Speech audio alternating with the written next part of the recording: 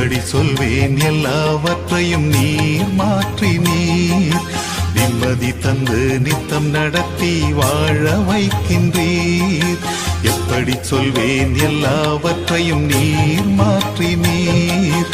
நிம்மதி தந்து நித்தம் நடத்தி வாழ வைக்கின்றீர். நீங்க மட்டும் இல்லைன்னா எங்கோ நான் சென்றிருப்பேன். எப்படியோ வாழ்ந்திருப்பேன். மண்ணுக்குள்ள போயிருப்பேன். மறந்தும் போயிருப்பார், மறந்தே போயிருப்பார். நீங்க மட்டும் இல்லைன்னா